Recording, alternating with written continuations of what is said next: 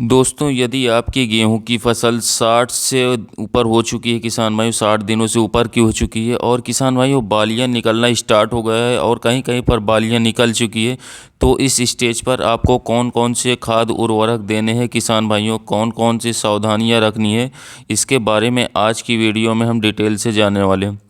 दोस्तों, यदि आप गेहूं की फसल से एक शानदार उत्पादन लेना चाहते हो, बेस्ट क्वालिटी का उत्पादन चाहते हो, तो किसान भाइयों यह वीडियो आपके लिए काफ़ी इन्फॉर्मेटिव हो सकती है। तो इसलिए निवेदन एक ही है किसान भाइयों, पूरी जानकारी लेकर ही जाएं, वीडियो अंत तक ज़रूर देखें। किसान भाइयों, हमारे काफ़ी किसान भाई फास्फोरस और पोटास का फंडा नहीं जान पाते कि फास्फोरस का कब उपयोग किया जाना चाहिए, पोटास का कब उपयोग किया जाना चाहिए, 05234 का कब उपयोग करना चाहिए, 0050 का कब उपयोग करना चाहिए। देखिए दोस्तों, 60 दिन तक हम 05234 का अपनी गेहूं की फसल में छिड़काव कर सकते हैं। 40 दिन तक हम NPK 19-19 या 20-20-20 का छिड़काव कर सकते हैं। 60 दिन बाद किसान भाइयों कौन सा छिड़काव हम अपने गेहूं की फसल में कर सकते हैं? 60 दिन तक किसान भाइयों हम 05234 का छिड़काव क्यों कर रहे हैं किसान भाइयों?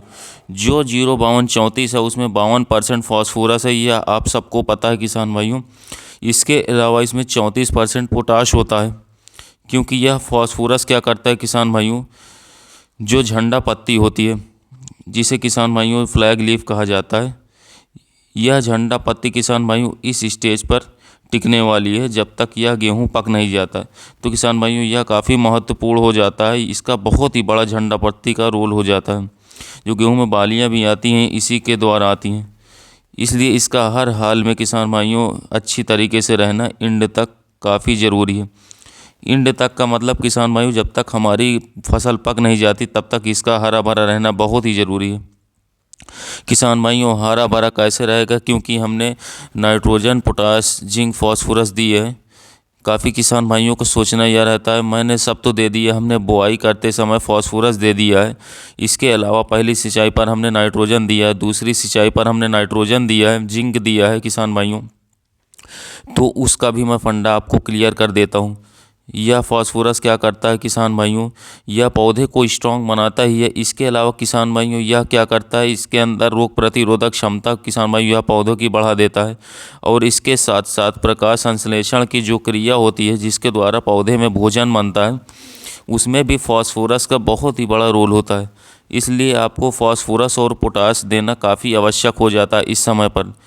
किसान भाइयों अब बात करें तो 05234 का उपयोग क्यों करें और इसके लिए पोटास भी इस टेक्निकल में है तो क्या करें। दोस्तों, आपने कभी गेहूं में देखा होगा चमक, कुछ यानी कि कुछ गेहूं की क्वालिटी जो है बहुत ही अच्छी रहती है, गेहूं क्वालिटी उसमें चमकीले रहते हैं किसान भाइयों। तो वो चमक कहाँ से आती है हमारे गेहूं की फसलों में? तो यह पोटाश से ही आती है। और इन तीनों का कनेक्शन एक ही है, नाइट्रोजन, पोटास, फास्फोरस का। यह किसान भाई यह तीनों तभी अच्छे से काम करते हैं जब इसका सही मात्रा सही समय पर पौधों पर मिलती है। किसान भाइयों फास्फोरस के साथ NPK दोगे, नाइट्रोजन, पोटास दोगे तो किसान भाइयों तीनों का एक काम है, तीनों अपना मिलजुल कर काम करते हैं किसान भाइयों। जैसे कि नाइट्रोजन का अलग काम है, उसका काम है ग्रोथ बनाना, जिंक के साथ मिलकर यह ग्रोथ बढ़ाता है। इसके साथ साथ किसान भाइयों अब फास्फोरस को मैंने बताया किसान भाइयों, पोटाश का भी मैंने आपको बता दिया। अब काफ़ी किसान भाई के कमेंट थे किसान भाइयों ग्रोथ, किसान भाइयों ग्रोथ रोकने के लिए लिहोसिन डालना चाहिए कि नहीं डालना चाहिए अपने गेहूं की फसल में, तो उसका भी फंडा मैं आपको क्लियर कर देता हूं। किसान भाइयों लिहोसिन कुछ वैरायटियों में डाला जाता है, ऐसा नहीं है। हालांकि लिहोसिन क्या करता है किसान भाई, जो प्लांट की फालतू ग्रोथ हो रही यानी कि कुछ ऐसी है जैसे कि DBW 187 है किसान भाइयों, जो ग्रोथ में ज़्यादा है, ज़्यादा हाइट ले लेती है। तो किसान भाई ज़्यादा हाइट लेने से क्या होता है कि किसान भाइयों कभी भी अगर बाई चांस हवा चलती है तो उस समय पर हमारी फसल गिर सकती है, या फिर जिस तरीके से फसल पकना होता है, जिस तरीके से किसान भाइयों दाना पड़ना होता है हमारे गेहूं की फसल में, उस हिसाब से किसान भाइयों हमारे गेहूं की फसल में दाना नहीं बन पाता। किसान भाइयों लिहोसिन सिर्फ उन्हीं वैरायटी में रिकमेंड किया जाता है जिसमें किसान भाइयों गेहूं की फसल ज़्यादा हाइट लेती है। किसान भाइयों, यदि आपने ज़्यादा हाइट वाली वैरायटी नहीं लगाई है किसान भाइयों, तो आप लिहोसिन का उपयोग ना करें। किसान भाइयों, सीधा फंडा मैं आपको बता रहा हूँ किसान भाइयों कि आजकल का यह ट्रेंड हो रहा है कि हर किसान भाई लिहोसिन का छिड़काव कर रहे हैं किसान भाइयों, पर यह गलत है। लिहोसिन उसी वैरायटी में जा रहे हैं किसान भाइयों जिस फसल में ज़्यादा हाइट बढ़ती है। किसान भाई, लिहोसिन क्या करता है, झंडा पत्ती के बाद जितनी भी ग्रोथ होगी किसान भाइयों, उस ग्रोथ को रोक देता है। तो यहाँ पर क्या होता है, यह जो बाली निकलती किसान भाइयों, यह झंडा पत्ती के तुरंत बाद स्टार्ट हो जाती है। यह काम होता है किसान भाई लिहोसिन का। तो लिहोसिन का यह काम ही करता है किसान भाई। तो लिहोसिन का उपयोग जहाँ करें वहाँ आपको ज़रूरत है। तो किसान भाई, लिहोसिन का अब हम बात करते हैं कब छिड़काव करें। तो लिहोसिन का हम 60 से 65 दिन पर किसान भाइयों छिड़काव कर सकते हैं। किसान भाइयों, इसका 2 छिड़काव कर सकते हैं, एक 60 से 65 दिन में, इसके बाद 80 से 85 दिन पर किसान भाइयों फिर दोबारा आप छिड़काव कर सकते हैं। किसान भाइयों, यह है लिहोसिन का फंडा। अब काफ़ी किसान भाइयों का कहना है कि लिहोसिन से किसान भाइयों फुटाव बढ़ता है। तो किसान भाइयों, अब कुछ नहीं होने वाला। यदि आपकी गेहूं की फसल में 60 दिन से ऊपर हो चुकी है तो आपकी गेहूं की फसल में जितना फुटाव है उतना ही रहेगा। यदि आप सोचते हो कि आप फुटाव बढ़ाना चाहते हो तो किसान भाइयों, यह बिल्कुल इम्पॉसिबल है। आप फालतू खर्च मत करना, लिहोसिन से कोई भी फुटाव नहीं होता है किसान भाइयों। तो इस बात से भ्रमित ना होना, बिल्कुल किसान भाइयों फुटाव नहीं देगा। लिहोसिन का काम होता है सिर्फ ग्रोथ रोकना किसान भाइयों। यह पीजीआर है, इसको ग्रोथ रोकने के लिए ही उपयोग किया जाता है। बाकी आपको मैंने बताया है कल्लों का फुटाव कौन बढ़ाता है, सिर्फ नाइट्रोजन और जिंक, और वो भी सिर्फ और सिर्फ 50 दिन से पहले ही इस कल्लों का फुटाव बढ़ा सकता है नाइट्रोजन व जिंक। तो किसान भाइयों, 50 से 60 दिन से पहले ही आप नाइट्रोजन व जिंक का उपयोग कर लें, यानी कि दूसरे पानी में किसान भाइयों हमें नाइट्रोजन और जिंक का फंडा अपनाना पड़ता है, जो कि हर वीडियो में किसान भाई लगभग मैंने बताया कि जिंक सल्फेट और किसान भाइयों फेरस सल्फेट, चूने का पानी, यह सब कुछ मैंने किसान भाइयों बताया। जिंक और नाइट्रोजन ही फुटाव में एक महत्वपूर्ण योगदान देता है किसान भाइयों, बाकी और कुछ भी नहीं। किसान भाई, नाइट्रोजन तो हम हर फसल में शुरुआत में लगभग देते रहते हैं। नाइट्रोजन का लगभग यह है किसान भाइयों, हर साल यूरिया किसान भाइयों, मतलब यूरिया की मात्रा बढ़ ही रही है किसान भाइयों। पहले 1 बोरी किसान भाइयों 1 एकड़ में देता है किसान भाइयों।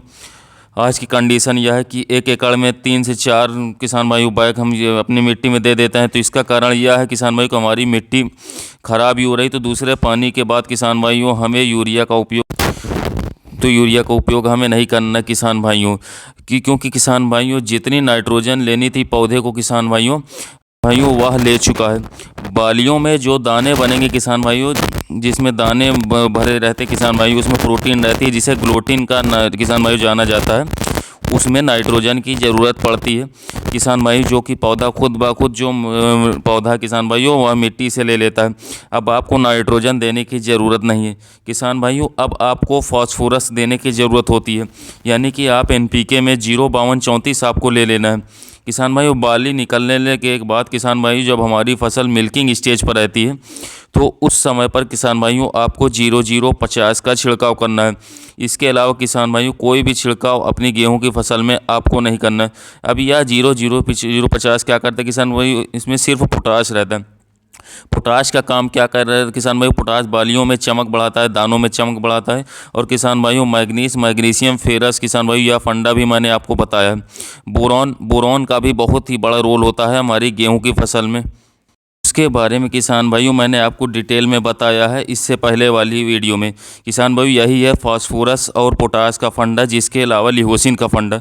किसान भाइयों फिजूल के खर्च बिल्कुल मत करना किसान भाइयों गेहूं की फसल में, क्योंकि यह लास्ट स्टेज में किसान भाइयों यदि आप इस समय पर कुछ भी गलत करते हैं तो आपकी गेहूँ की फसल में बहुत ही बड़ा नुकसान हो सकता है। तो इस बात का किसान भाइयों विशेष ध्यान रखें किसान भाइयों। तो मैं आशा करता हूं कि मेरे द्वारा जानकारी दी गई किसान भाइयों अच्छी लगी होगी। यदि वीडियो अच्छी लगी हो तो किसान भाइयों वीडियो को लाइक करें, और इस चैनल पर पहली बार आए तो किसान भाइयों पहले तो इस चैनल को सब्सक्राइब कर लीजिए कि जाकि आपको गेहूं से रिलेटेड जानकारी